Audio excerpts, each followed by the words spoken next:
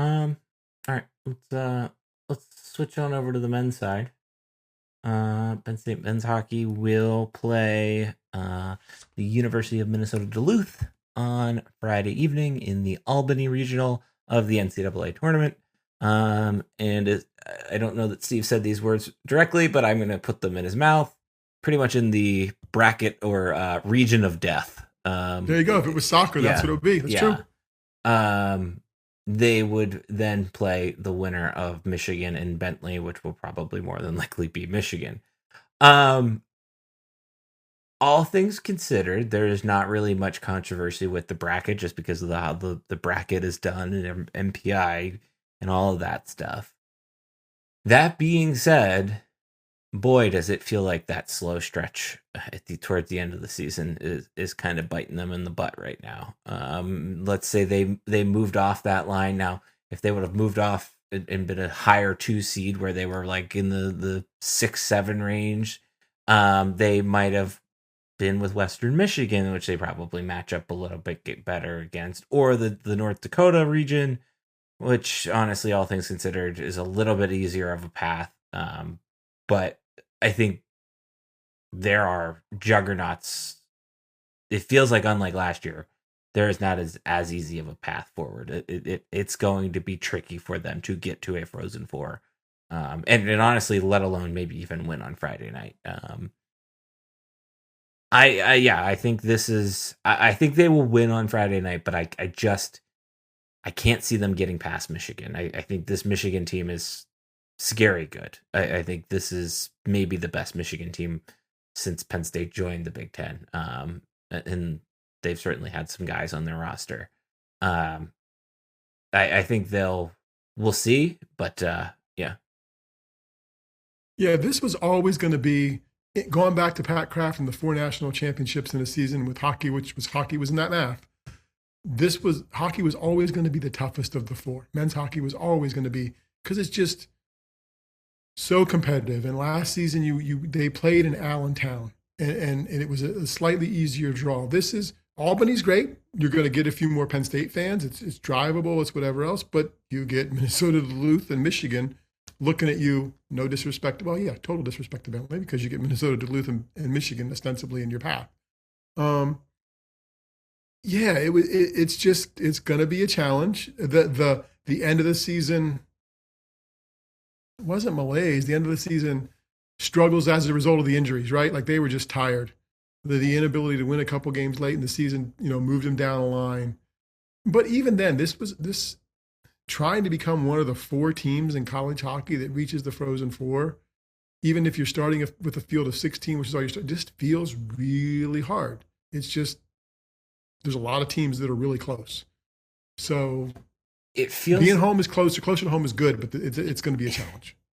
But to your point, it's 5 hours away. Like, I think that's it's not. I mean, no, Allentown was 3 hours, but it was still in the state, right? But it was exactly. You still have a hotbed there. Like, it's easy for people in Allentown that have football season or hockey season tickets to get. No, there's no way this feels like what Allentown felt last week. There's no way. No, right? I think if they can get past Duluth, I think they would.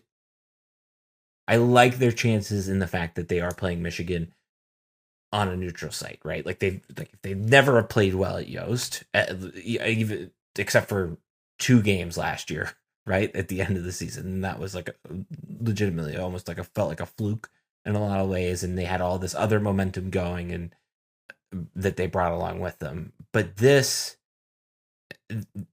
it just feels like they're gonna run into a buzzsaw here between really either of the 2 games, and I think they'll get through Friday night. But again, I can't. I struggle with them getting to Vegas because I don't. Yeah, like, I don't know that they ever thought, and we talked about this at the beginning of the season when we talked about Gavin McKenna joined the program. You invested all that in him to win 2 more games when it's all said and done, and they've got a chance to still win those 2 games. I think the rest will do them good. I think they'll be healthy as they can be. I think they'll be rested.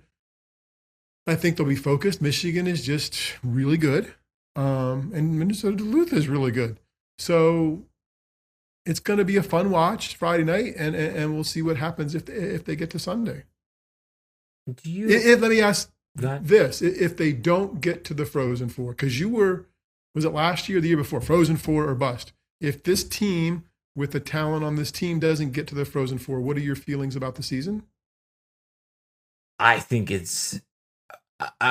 and we talked about this at the start of the year, right? And you brought it up there again, but like, unlike football, unless when you lose your quarterback, or unlike basketball, or really any other sport, or baseball, hockey is such a punishing sport when you go through an injury bug that the way that this team did, they have never been able to build momentum, because you think about it, right? They start the season and they get a little bit of it going, and then Aiden Fink gets hurt, and then they get him back, and then the Serrato thing, and Doyak, and this guy and that guy, and it's like they've never got the momentum that they had last year.